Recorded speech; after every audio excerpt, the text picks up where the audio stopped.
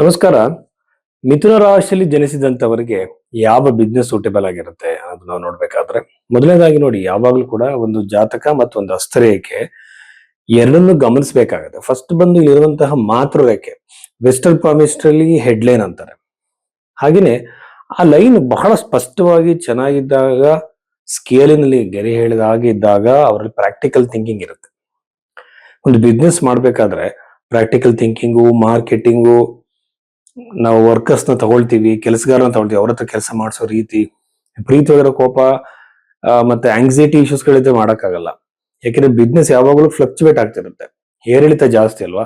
ಇದನ್ನ ಮಾಡೋಕೆ ಸರಿಯಾದಂತ ವ್ಯಕ್ತಿತ್ವ ಅವರಲ್ಲಿ ಇದೆ ಅಂತ ಫಸ್ಟ್ ನೋಡ್ಕೋಬೇಕಾಗುತ್ತೆ. ಹಾಗಾಗಿ ಈ ಮಿಥುನ ರಾಶಿಯಲ್ಲಿ ಹುಟ್ಟಿದಂತವರಿಗೆ ಬುಧಗ್ರಹ ರಾಶಾಧಿಪತಿ ಆಗಿರೋದ್ರಿಂದ ಯೂಶುವಲ್ ಆಗಿ ಇವರಲ್ಲಿ ಒಂದು ಬಿಸ್ನೆಸ್ ಮೈಂಡೆಡ್ ಆಗಿರ್ತಾರೆ. ಇವರು ಬಿಸ್ನೆಸ್ ಮಾಡುವಂತಹ ಮನಸ್ಥಿತಿ ಯೂಶುವಲ್ ಆಗಿ ಇದ್ದೇ ಇರುತ್ತೆ. ಲಾಭ ನಷ್ಟಗಳನ್ನು ಅಳೆದು ತೂಗಿ ಮಾಡೋದು ಯೂಶುವಲ್ ಆಗಿರುತ್ತೆ, ಬಟ್ ಆ ಸ್ಕಿಲ್ ನ ಇಂಪ್ರೂವ್ಮೆಂಟ್ ಮಾಡ್ಕೋಬಹುದು. ಒಂದು ಹಸ್ತರೇಖೆ. ಎರಡನೇದು, ಜಾತಕದಲ್ಲಿ ನಿಮ್ಮ ದಶಮ ಭಾವಾಧಿಪತಿ ಶನಿ, ದ್ವಿತೀಯಾಧಿಪತಿ ಚಂದ್ರ, ಇವೆಲ್ಲದನ್ನು ಕೂಡ ನಾವು ಗಮನಿಸಬೇಕಾಗುತ್ತೆ. ಇವೆರಡನ್ನು ಗಮನಿಸಿದಾಗ ಇವರಿಗೆ ಒಂದು ಕನ್ಸ್ಟ್ರಕ್ಷನ್ ಬಿಸ್ನೆಸ್ ಚೆನ್ನಾಗಿ ಬರುತ್ತೆ. ಕಾಂಟ್ರಾಕ್ಟಿಂಗ್ ಮಾಡ್ತಾರೆ, ಮನೆಗಳನ್ನ ಕಟ್ಟಿಸ್ತಾರೆ, ಲ್ಯಾಂಡ್ಗಳನ್ನ ತಗೊಳ್ತಾರೆ, ಸೈಟ್ಗಳನ್ನ ಮಾರಾಟ ಮಾಡ್ತಾರೆ, ಈ ತರ ಬಿಸ್ನೆಸ್ ಗಳಾಗುತ್ತೆ. ದ್ವಿತೀಯಾಧಿಪತಿ ಚಂದ್ರ ಆಗಿರೋದ್ರಿಂದ ಇವರಿಗೆ ಹೋಟೆಲ್ ಬಿಸ್ನೆಸ್, ಫುಡ್ ರಿಲೇಟೆಡ್ ಬಿಸ್ನೆಸ್ಗಳು ಇವ್ರಿಗೆ ಬಹಳ ಚೆನ್ನಾಗಿ ಬರುತ್ತೆ. ಅನಂತರದಲ್ಲಿ 11ನೇ ಮನೆ ಅಧಿಪತಿ ಬಂದು ಕುಜಗ್ರಹನ ಆಗಿರೋದ್ರಿಂದ ನೋಡಿ, ಇಲ್ಲಿ ಏನ್ ಮಾಡ್ಬೇಕು ಅಂತಂದ್ರೆ, ದ್ವಿತೀಯಾಧಿಪತಿ 11ನೇ ಮನೆ ಅಧಿಪತಿ ಅಥವಾ ದಶಮಾಧಿಪತಿ ಹೇಗೆ ಪ್ಲೇಸ್ ಆಗಿದ್ದಾರೆ ಅಂತ ನೋಡ್ಕೋಬೇಕು. ಅಷ್ಟಕ ವರ್ಗದಲ್ಲೂ ಕೂಡ ಬಹಳ ಪಾಯಿಂಟ್ಸ್ ಇರ್ಬೇಕಾಗತ್ತೆ. ಎಲ್ಲಿ? 11ನೇ ಮನೆಯಲ್ಲಿ. 11ನೇ ಮನೆಯಲ್ಲಿ ನಮಗೆ ಅಷ್ಟಕ ವರ್ಗದಲ್ಲಿ ಹೆಚ್ಚು ಪಾಯಿಂಟ್ಸ್ ಇದ್ದಾಗ ಇವರು ಬಿಸ್ನೆಸ್ಗೆ ಬಹಳ ಸೂಟೇಬಲ್ ಪರ್ಸನಾಲಿಟಿ ಆಗಿರ್ತಾರೆ. ಇದೆಲ್ಲ ಗಮನಿಸದೆ ಬರೀ ರಾಶಿ ಮೇಲೆನೆ ಯಾವುದೇ ಕಾರಣಕ್ಕೂ ಡಿಸಿಷನ್ ತಗೋಬೇಡಿ. ಇನ್ ಜನರಲ್ ಜನಕ್ಕೆ ಕ್ಯೂರಿಯಾಸಿಟಿ ಇರೋದ್ರಿಂದ ಮಾತ್ರ ನಾನು ಈ ತರ ಒಂದು ವಿಚಾರ ತಿಳಿಸ್ತಾ ಇದ್ದೀನಿ. ಆ ಕುಜಗ್ರಹ ಅಲ್ಲಿ ಇರೋದ್ರಿಂದ ಯೂಶುವಲ್ ಆಗಿ ಬಂದು ಇವರಿಗೆ ಕಬ್ಬಿಣದ ರಿಲೇಟೆಡ್ ವಸ್ತುಗಳು, ವೆಹಿಕಲ್ ಸಂಬಂಧಪಟ್ಟಂತ ಬಿಸ್ನೆಸ್ಗಳು, ವೆಹಿಕಲ್ ಶೋರೂಮ್ ಆಗಿರ್ಬೋದು, ವೆಹಿಕಲ್ ನ ಮಾರೋದಾಗಿರ್ಬೋದು, ಈ ತರ ಬಿಸ್ನೆಸ್ಗಳು, ಮೆಟಲ್ ರಿಲೇಟೆಡ್ ಆಗಿರುವಂತಹ ಬಿಸ್ನೆಸ್ ಗಳನ್ನ ಖಂಡಿತವಾಗ್ಲೂ ಮಾಡಬಹುದು.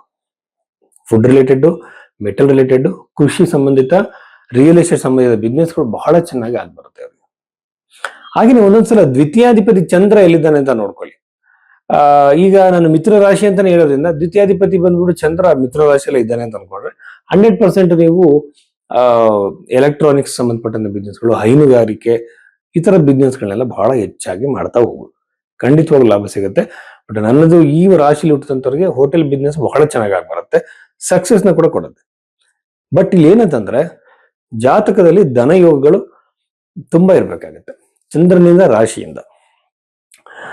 ಹಾಗೇನೆ ಪಾದ ಲಗ್ನದಿಂದ ಕೂಡ ಇದು ನೋಡ್ತಾರೆ. ಮತ್ತೆ ಹಿಂದೂ ಲಗ್ನ ಅಂತ ಒಂದು ವಿಶೇಷವಾಗಿರೋ ಲಗ್ನವನ್ನ ನೋಡ್ತಾರೆ. ಬಿ ವಿ ರಾಮನ್ ಅವರ ಒಂದು ಪುಸ್ತಕದಲ್ಲಿ ನಿಮಗೆ ಕ್ಯಾಲ್ಕುಲೇಷನ್ ಸಿಗುತ್ತೆ. ಹಿಂದೂ ಲಗ್ನದ ಮೇಲೆ ಶುಭ ಗ್ರಹಗಳ ದೃಷ್ಟಿ ಇದ್ದಾಗ ಆ ದಶೆ ಬಂದ್ರೆ 100% ಅವ್ರಿಗೆ ಫೈನಾನ್ಷಿಯಲ್ ಸಕ್ಸಸ್ ಸಿಗುತ್ತೆ.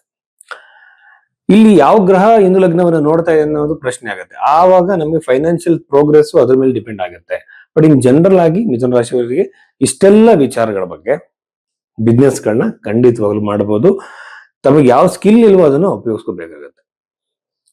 ಯಾಕೆಂದ್ರೆ ಕೆಲವರು ವಿಪರೀತ ಕೋಪ ಇರುತ್ತೆ, ಕುಜ ಮತ್ತೆ ಚಂದ್ರ ಇರೋ, ಬಟ್ ಇದು ಧನಯೋಗ, ಬಟ್ ವಿಪರೀತ ಕೋಪ ಇರುತ್ತೆ, ಅದನ್ನ ಕಡಿಮೆ ಮಾಡ್ಕೋಬೇಕು. ಹಾಗೇನೆ 2ನೇ ಮನೆ ಅಧಿಪತಿ 12ನೇ ಮನೆಯಲ್ಲಿ ಅಂತಾನೆ ಇರ್ತಾರೆ. ಈಗ ಚಂದ್ರಗ್ರಹಣ 12ನೇ ಮನೆ ಇದ್ದಾಗ ಯೂಶುವಲ್ ಆಗಿ ತನ್ನ ಸ್ವಂತ ಸ್ಥಳದಲ್ಲಿ ಸಕ್ಸಸ್ ಸಿಗಲ್ಲ, ಹೊರಗಡೆ ಹೋಗ್ಬಿಟ್ಟು ಸಕ್ಸಸ್ಫುಲ್ ಆಗ್ಬೇಕಾಗತ್ತೆ.